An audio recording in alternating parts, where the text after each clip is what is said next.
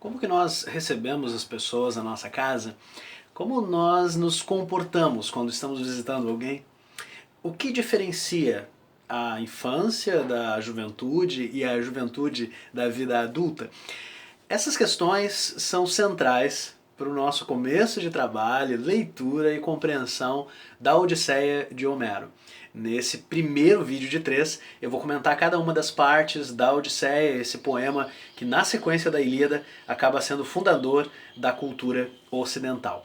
Nesse primeiro vídeo eu vou dividido nas nossas costumeiras 3 partes. Primeiro eu vou tratar da estrutura desse poema e da relação com essa estrutura com a questão homérica, né? Aquela questão que nós já discutimos lá num vídeo anterior a respeito de Homero e a respeito da Ilíada.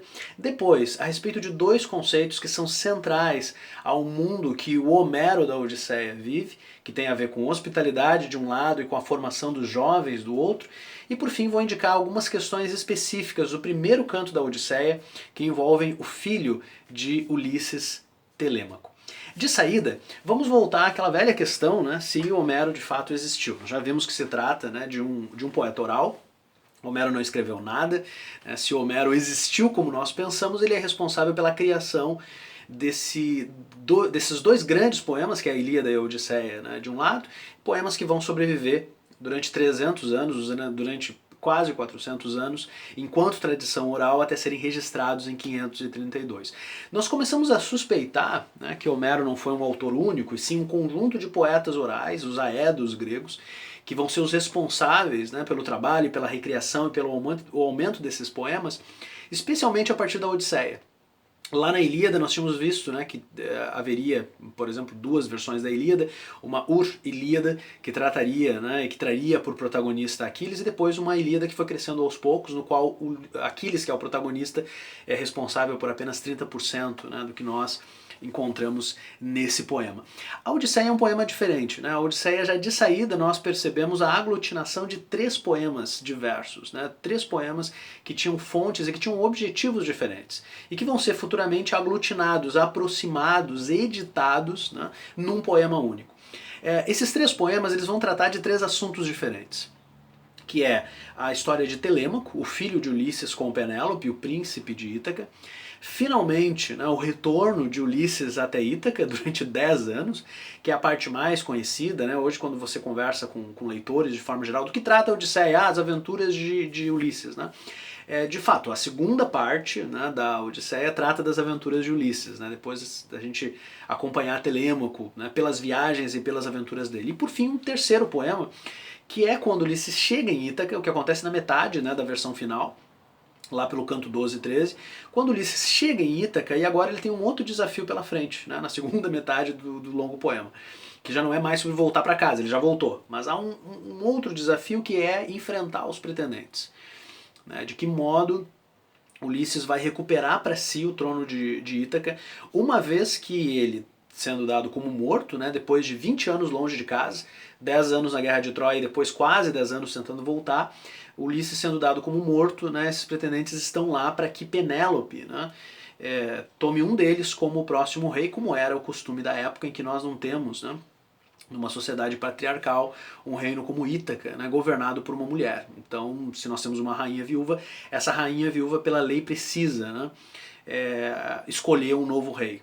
Tá? E esses pretendentes estão lá para isso. Então notem, né, nós temos 3 histórias, tá, que compreendem a seguinte divisão. Tá? As aventuras de Telêmaco acontecem nos primeiros 4 cantos, o retorno de Ulisses do canto 5 até o canto 12, onde nós vamos ver assim, os episódios mais memoráveis da Odisseia, o Ulisses e as sereias, Ulisses indo ao Hades, o reino dos mortos, Ulisses enfrentando Polifemo, né, o Cíclope, que tem um certo apetite por carne humana, né, entre outras aventuras.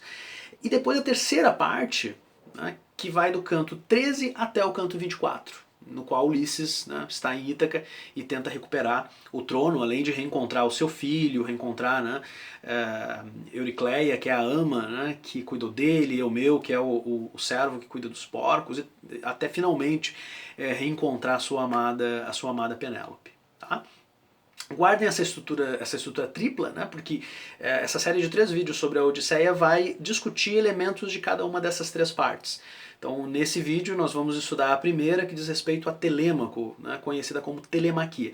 Cada uma dessas partes, ela vai compreender um título diferente. Tá? Então, a primeira parte, Telemaquia, porque é a história de Telêmaco, do canto 1 até o canto 4. A segunda parte, Retorno, Nostos, o retorno de Ulisses, que parte de Troia e volta até Ítaca, que vai do canto 5 até o 12, né, Retorno, e depois Ítaca, que vai receber o nome da própria ilha, ou do próprio reinado de Ulisses, que vai do canto 13 até o canto 24. Eu aproveito para indicar aqui uma tradução que nós não estamos usando nessa disciplina, a gente está usando a tradução em prosa do Jaime Bruna, mas eu indico a tradução, né, do Donaldo Schiller, um grande escritor, tradutor, pesquisador crítico, né, do Rio Grande do Sul, né, tem uma longa tradição aí de textos, inclusive a respeito, né, da tradição grega. A tradução que o Donaldo Schiller fez para a Odisseia, publicada pela LPM, também uma editora gaúcha, ela foi publicada em 3 volumes, e cada um desses 3 volumes compreende uma dessas partes. Então o primeiro volume, Telemaquia, o segundo volume, Retorno, o terceiro volume, Ítaca. E os volumes eles têm tamanhos diferentes, porque cada um desses poemas compreendem tamanhos diferentes, que futuramente seriam então unidos, né, numa história só, que hoje nós lemos, compreendemos e debatemos como a Odisseia. Vou deixar aqui o link, né, para esses exemplares da Odisseia pela LPM. Tá? Atentem a isso para a gente finalizar a questão homérica, né, porque a estrutura da Odisseia acaba comprovando, né, algo que os filólogos desde o século XVIII e XIX suspeitavam, né, aquilo que nós pensávamos anteriormente como uma autoria única. O genial Homero foi o criador desse grande poema de 15 mil versos, mais de 15 mil versos. Nós hoje compreendemos como, na verdade, uma sucessão de poetas, né, em que cada um vai recebendo um conjunto de histórias, um conjunto de tradições, e depois vai passando adiante, aumentando, melhorando, né, de acordo com a sua percepção ou a sua sensibilidade. Por razões pedagógicas, nós vamos continuar falando de Homero, de um autor, né? Mas enquanto leitores, enquanto interessados na história da literatura, né, é mais coerente nós pensarmos em vários poetas que compreendem, né, essa longa tradição. A segunda parte desse vídeo vai tratar de 2 conceitos que são fundamentais para a compreensão da telemaquia, e especialmente de toda a Odisseia. O primeiro conceito é o de zenia, que nós traduzimos por hospitalidade. Tá? Zenia, né? Dessa palavra que vem xenofobia, por exemplo, né? Que é o pavor, né? Xenosphobos, que é o pavor que nós temos do estrangeiro. Né? Então, zenia de zenos vem estrangeiro, ou como nós nos relacionamos com os estrangeiros. Tá? E aí vem o trato, né? a tradução mais usada e comum, que é hospitalidade. Em português, em várias acepções, né, da cultura contemporânea, a palavra hospitalidade diz respeito a um proceder ou a um comportamento, que é o proceder do anfitrião. Né? Quem tem hospitalidade é um anfitrião. Né? Você visita uma pessoa e você espera ser bem tratado. Né? E se a pessoa te recebe bem, né, com um jantar, com delicadeza, enfim, com uma boa preparação, enfim, né? Se você é bem recebido numa casa, o dono daquela casa, a dona daquela casa tem hospitalidade. Para os gregos, o conceito de zenia, de hospitalidade, ele é mais amplo, porque ele envolve não apenas o comportamento do anfitrião, mas o comportamento do hóspede também. Não é apenas o anfitrião que precisa tratar, né, o hóspede bem, ou dar conta de um determinado ritual, né, de acolhimento e de respeitabilidade dedicado ao hóspede. O hóspede também tem obrigações. Né? E é o problema da zenia que causa a Guerra de Troia, por exemplo. Porque Paris ter roubado Helena e levado Helena para Troia, né, é um crime contra a zenia. Ele roubou a propriedade, né, de um determinado homem, Menelau, o rei de Esparta, e levou consigo, né, o que é uma afronta à zenia. Tá? Então a zenia é muito importante no contexto grego, é importante em outras culturas também, né, se vocês lerem lá o livro de Gênesis e outras histórias dos primeiros livros, né, da Bíblia e do Velho Testamento, há uma série, né, de rituais que envolvem a hospitalidade, né? O ritual posterior, por exemplo, de você lavar os pés, né, dos seus hóspedes, ou então de você rapidamente, né, preparar um alimento, né? Há um episódio do livro de Gênesis, por exemplo, em que Abraão recebe a visita de Deus e de dois anjos, né? Uma visita difícil de agradar, né?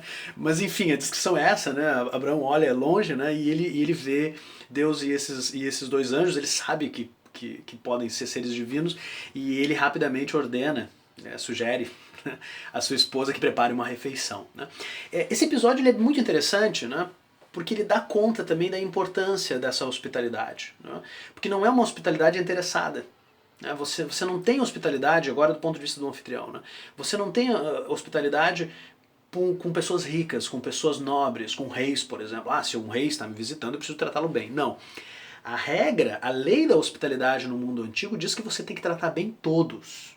Toda e qualquer pessoa, todo e qualquer xenos, estrangeiro, que bater na sua porta. Por quê? Porque você nunca sabe, né?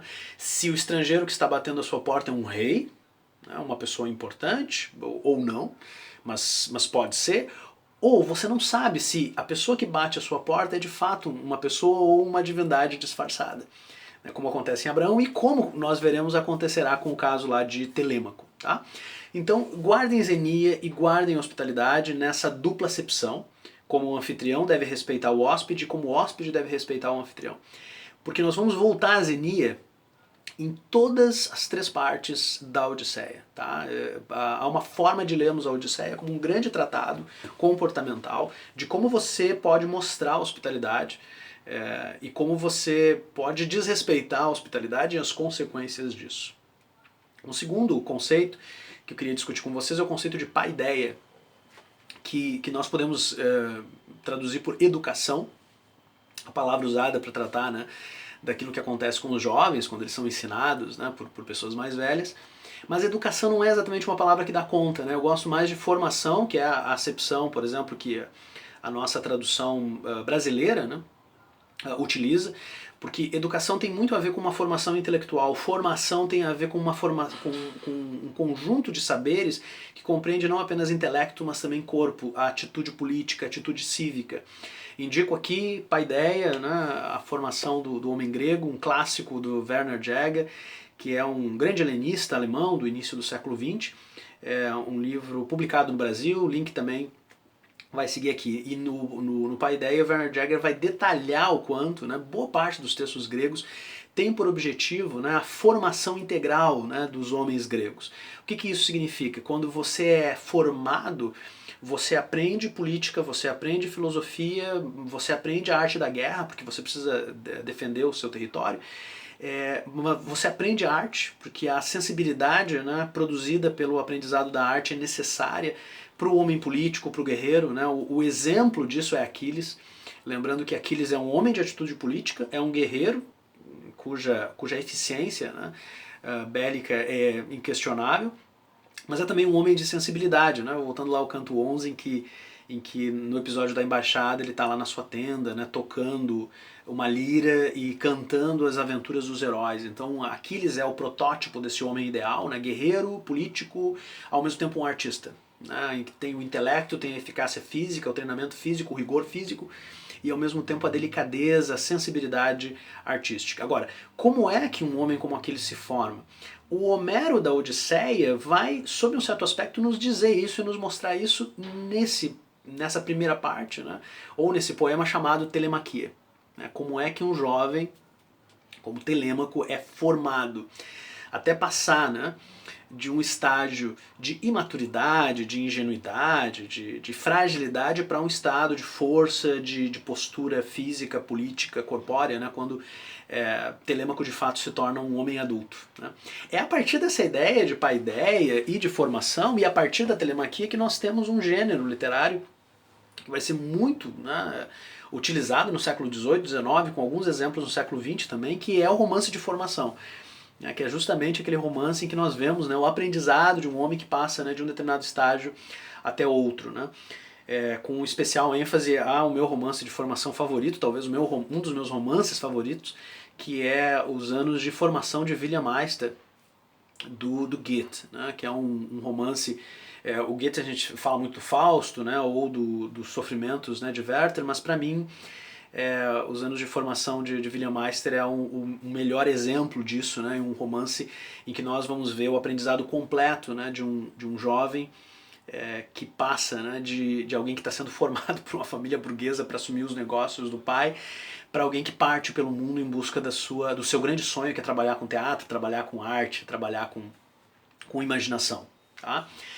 Além de outros exemplos, né, de romance de formação que nós temos aí no decorrer da nossa história. No século XIX tem uma longa tradição, assim, Balzac tem vários, o protótipo um pouco daquele jovem, imaturo, ingênuo, né, que chega em Paris e começa a aprender, né, a maturidade, muitas vezes uma maturidade cínica, né, a base do romance, de alguns romances românticos, mas sobretudo do romance realista, é um pouco o aprendizado, né, desse cinismo ou dessa amargura. Né. Voltando a Telêmaco, né, na sua gênese, né, então a paideia de Telêmaco é muito mais o aprendizado não do que eu acabo de mencionar, que diz respeito ao romance do século XIX, e sim um aprendizado do homem político, né? Como que um homem se comporta quando que você passa de um regime de adolescência ou de maturidade que você espera que os outros façam ou atuem ou resolvam os problemas por você, quando você sabe, né, que a responsabilidade é sua. E a telemaquia é exatamente sobre isso. Por fim, nesse vídeo respondo duas perguntas. De que modo Zenia de um lado e Paideia, né, do outro, estão presentes nesse primeiro canto da Odisseia. Né? Lembrando que a telemaquia dura 4 cantos, né? A partir do canto, o primeiro canto Telêmaco está em Ítaca ainda, na presença desses pretendentes ao trono, né, que estão ali para obter a mão, né, de Penélope. Ao passo que no canto seguinte, no canto 2, Telêmaco parte em viagem em busca do pai. E nós vamos ver ele visitando Esparta, né, com Menelau e Helena, bem como Pilos, né, em que o sábio Nestor lhe dá também, né, notícias a respeito do pai, e Telêmaco parte em busca do pai, ele quer saber notícias do pai. Né. Ele não conheceu o pai, né, Ulisses partiu de Ítaca para a Guerra de Troia quando ele era muito, muito pequeno, e ele parte pelo mundo justamente para saber, né, se o pai dele está vivo ou não. No primeiro canto, há duas formas da gente entender o cuidado com a hospitalidade e o cuidado, né, e a exemplificação desse processo de formação. Primeiro, né, o livro abre com Atena descendo, né, disfarçada, né, de um viajante, aquilo que eu mencionei antes, você nunca sabe se o sujeito que bate a porta é um homem ou um deus, ou uma mulher ou uma deusa. Atena, que é a deusa da sabedoria, que tem uma predileção por Ulisses, desce disfarçada de um homem mais velho chamado Mentes. E ela chega no palácio de Ítaca e a primeira coisa, né, que ela percebe é o desrespeito dos pretendentes para com os rituais de hospitalidade. Ou seja, Ítaca está sendo anfitriã com esses pretendentes, está tratando-os bem. Os anfitriões, por outro lado, não. Eles estão maculando a hospitalidade, desrespeitando os homens mais velhos, as mulheres, as servas, as mulheres de Ítaca, né? Além de estarem dilapidando a fortuna do jovem príncipe. Né? E Telêmaco não sabe muito bem como agir, né? Quando ele nota, né, que esse homem, esse estrangeiro, está na porta, né, do salão de banquete, ele corre para recebê-lo. Traz para o salão de banquete, prepara, né, um lugar especial para que ele possa descansar. E só depois de tratar muito bem esse sujeito, Mentes, Atena disfarçada, é que ele vai perguntar pelo pai. Né? Então ali, quando vocês lerem o primeiro canto, né, percebam como Telêmaco, em cada uma das palavras, em cada um dos gestos, é um exemplo de hospitalidade. Né, o quanto ele respeita os rituais de hospitalidade, a mesma coisa, né, Ulisses vai fazer e também Penélope. Em contraste com os pretendentes, ou seja, sob um certo aspecto, aquilo que define o enredo principal da Odisseia são os rituais de hospitalidade. E esses rituais eles vão aparecer em cada um dos cantos. Né, quando Telêmaco vai visitar Esparta e contata Menelau, ou vai a Pilos e contata Nestor, nós vemos ali todo o jogo de hospitalidade sendo jogado, sendo atuado, sendo efetuado tanto por anfitriões quanto por hóspedes. Tá? O que serve um pouco de parâmetro de contraste para os pretendentes. Né? Poxa, mas se a lei dizia que diante da morte de um rei, né, os pretendentes podem buscar a mão da rainha, por que os pretendentes vão ser mortos no final do poema?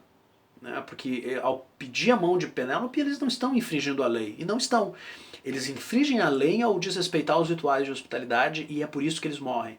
É por isso a vingança final. Tá? Então isso já está presente lá, né, nesse primeiro canto, no comportamento desses homens. Nesse mesmo canto, né, o Telêmaco vai ser mostrado assim como um sujeito passivo, melancólico, o protótipo daquele jovem sofredor, né, está ali vendo os pretendentes desrespeitando a sua riqueza, o seu patrimônio como príncipe, o trono, a própria rainha, a memória do pai. Né?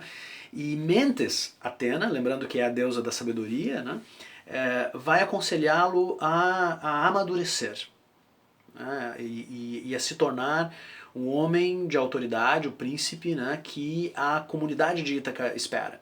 A Atena vai aconselhar, né, Telêmaco a no dia seguinte reunir Ítaca, né, e fazer um pronunciamento em que ele solicita, né, aos pretendentes que partam, uma vez que há necessidade de se saber se Ulisses faleceu ou não. Caso ele tenha falecido, eles precisam dar o tempo para que Penélope escolha, né, o pretendente. E a partir dali, Telêmaco parte de um personagem passivo que espera as coisas acontecerem, espera a decisão dos outros, para um personagem ativo. Ele parte em viagem, ele parte para buscar os pais, ou o pai, né? Ele parte futuramente, né, para pensar uma vingança contra os pretendentes, enfim, né, é a diferença entre personagens que esperam que as coisas aconteçam para personagens que fazem as coisas acontecerem, né, o que define o protagonista literário. Né, os heróis da literatura, os heróis que nós admiramos, enfim, são aqueles personagens que atuam no mundo, são aqueles personagens que tentam, direta ou indiretamente, mudar a percepção social ao seu redor. E o processo de formação ou paideia diz respeito a isso e é exemplificado belamente, né, por Homero nesse primeiro canto, em que nós recuperamos a nossa própria experiência, né, da juventude, quando nós em algum momento percebemos que não, os nossos pais não iriam resolver, né, os nossos assuntos e que nós precisaríamos partir para concretizar os nossos sonhos, as nossas metas, os nossos objetivos. Né? Lembrando que a literatura persiste, esse poema de 3.000 anos persiste, porque ele ecoa até hoje o nosso aprendizado da existência, o nosso aprendizado das coisas. Com isso, eu finalizo esse primeiro vídeo dedicado à Odisseia. No próximo vídeo, Nostos, retorno às aventuras de Ulisses, partindo de Troia até Ítaca. Um grande abraço a todos vocês, boas leituras e boas aventuras.